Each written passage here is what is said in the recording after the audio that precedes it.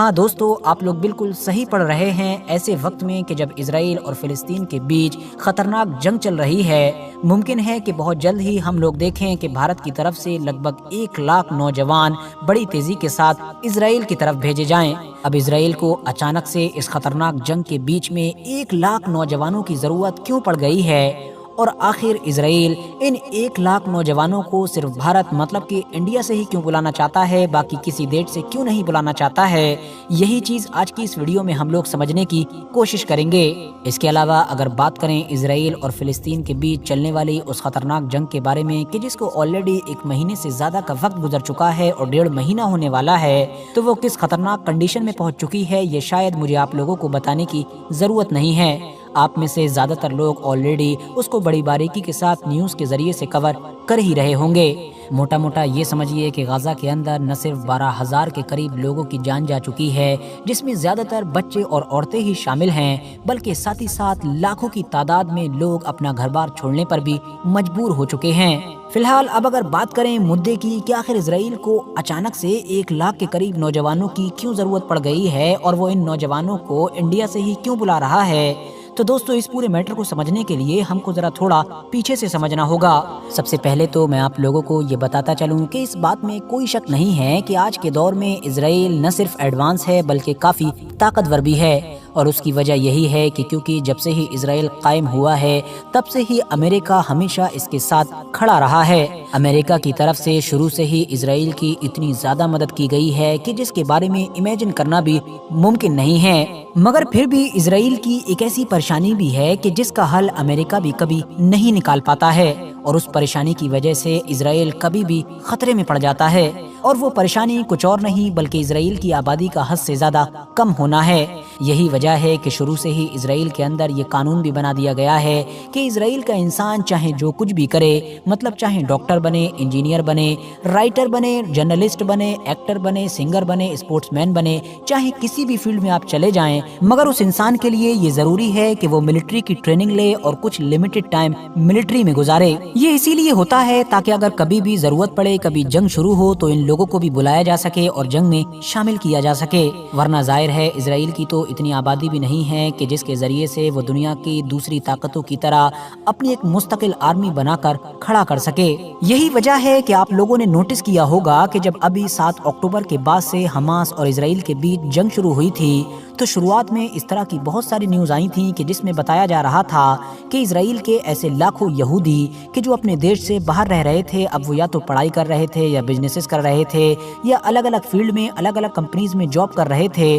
ان سب کو فوراً بڑے بڑے جہازوں کے ذریعے سے اسرائیل واپس بلا لیا گیا۔ یہ دراصل 18 سال کی عمر کے اوپر کے وہی سارے یہودی اسرائیلی لوگ ہیں کہ جو ویسے ہیں تو کسی دوسرے فیلڈ میں، مگر نہ صرف ملٹری کی ٹریننگ لے چکے ہیں بلکہ اسرائیلی قانون کے مطابق جنگ کی حالت میں ان کو اسرائیل کی طرف سے لڑنا بھی پڑے گا۔ نہ صرف ودیشوں سے ہی بلائے گئے بلکہ وہ سارے لاکھوں لوگ بھی کہ جو اسرائیل کے اندر ہی الگ الگ کمپنیز، الگ الگ فیکٹریز، الگ الگ سیکٹرز اور الگ الگ چھیتروں میں کام کر رہے تھے، ان سب کو فوراً وہاں سے بلا کر اسرائیل کی فوج کے ساتھ کھڑا کر دیا گیا۔ اس کا اثر یہ ہوا کہ اسرائیل اپنے دشمن حماس کے خلاف ایک بڑی فوج کھڑی کرنے میں تو کامیاب ہو گیا، مگر اسرائیل کے اندر جو دوسرے سیکٹرز تھے، جو دوسری بڑی بڑی کمپنیز، فیکٹریز اور مینلی جو کنسٹرکشن کا کام تھا، وہ بری طریقے سے پربھاوت ہوا۔ آج اس جنگ کی وجہ سے حالات ایسے بن چکے ہیں کہ اسرائیل کی زیادہ تر کمپنیز، زیادہ تر فیکٹریز اور زیادہ تر چھیتر بری پریشانیوں کا سامنا کر رہے ہیں اور ان کے سارے پروجیکٹ اور ان کے سارے کام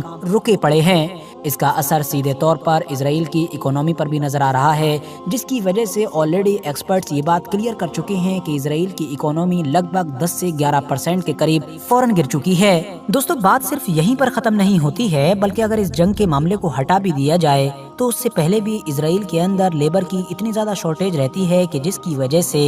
ہزاروں بلکہ لاکھوں کی تعداد میں فلسطینی لوگ بھی اسرائیل کے الگ الگ چھیتروں میں آ کر ایک لیبر کے طور پر کام کرتے ہیں، مگر پچھلے کچھ مہینوں میں یا پھر یہ کہیے کہ پچھلے کچھ سالوں میں یہ دیکھا جا رہا تھا کہ اسرائیل بڑی تیزی کے ساتھ یہ کوشش کر رہا تھا کہ کسی طرح سے وہ ان سارے فلسطینی ورکرز کو ریپلیس کر دے کہ جو اس کے یہاں کام کرنے کے لیے آتے ہیں۔ یعنی آسان شبدوں میں اگر میں آپ لوگوں کو سمجھاؤں تو آپ یہ سمجھیے کہ اسرائیل یہ کوشش کر رہا تھا کہ سارے فلسطینیوں کو واپس انہی کے علاقوں میں بھیج دیا جائے، جبکہ ان کی جگہ پر ایسے لوگوں کو کام دیا جائے کہ جو کسی اور دیش سے بلونگ کرتے ہوں۔ اور اسرائیل ایسی پلاننگ اس لیے کر رہا تھا کیونکہ اس کو فلسطینی لوگوں سے کافی خطرہ محسوس ہو رہا تھا۔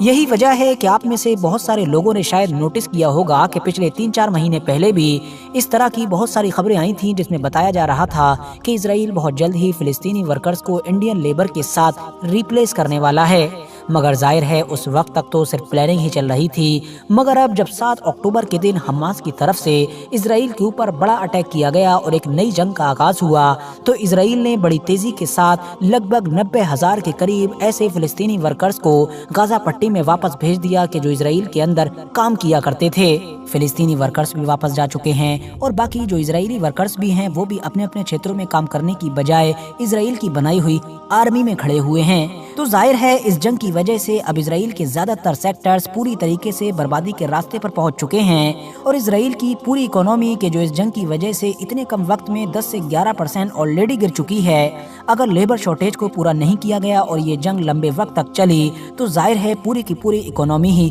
برباد ہو سکتی ہے۔ اسی لیے اب اسرائیل کو ایمرجنسی میں لگ بھگ 1 لاکھ کے قریب لیبر چاہیے۔ ظاہر ہے اسرائیل کو سب سے زیادہ سپورٹ جس یورپ یا پھر امریکہ سے ملتا ہے وہاں پر تو اتنی زیادہ لیبر پائی نہیں جاتی ہے۔ لیبر کی جب بھی بات ہوتی ہے تو کچھ ایشین کنٹریز کا نام ہی ہمارے دماغ میں سب سے پہلے آتا ہے، جیسا کہ چائنا، انڈیا، پاکستان اور بنگلہ دیش جیسے دیش۔ اب ان سارے دیشوں میں بھی چائنا کا معاملہ یہ ہے کہ اس کے پاس لیبر تو ہے مگر اس کی لیبر دنیا کے باقی علاقوں میں آپ لوگوں کو زیادہ نظر نہیں آئے گی۔ وہ اس لیے کیونکہ چائنا اپنی لیبر کا استعمال اپنے دیش کے اندر ہی کر لیتا ہے۔ یہی وجہ ہے کہ اگر آپ لوگ دنیا کے کسی بھی علاقے میں جا کر لیبر سیکٹر پر نظر ڈالیں گے اور اگر مینلی عرب کنٹریز پر بھی نظر ڈال لی جائے جیسا کہ سعودی عربیہ، کویت، قطر، UAE وغیرہ، تو ان سب میں آپ لوگوں کو زیادہ تر لیبر جو نظر آئے گی وہ انڈیا، پاکستان، بنگلہ دیش جیسے دیشوں سے ہی نظر آئے گی۔ اب اسرائیل، پاکستان اور بنگلہ دیش جیسے دیشوں سے تو لیبر منگا نہیں سکتا ہے کیونکہ ظاہر ہے یہ دونوں دیش تو خود ایسے ہیں کہ جو اسرائیل کو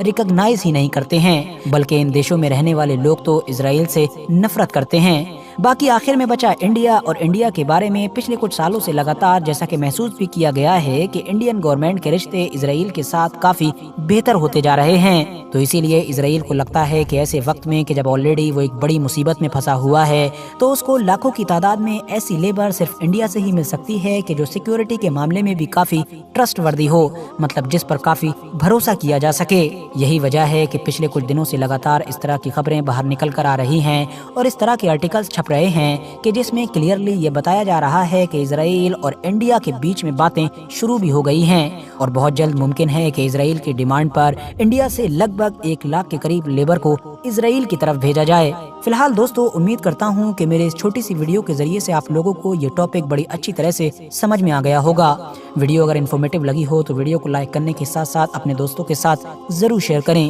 اور اسی طرح کی نالجبل اور ہسٹوریکل ویڈیوز ہمیشہ دیکھنے کے لیے ہمارے اس چینل کو سبسکرائب کرنے کے ساتھ ساتھ بیل آئیکن کو بھی ضرور پریس کریں۔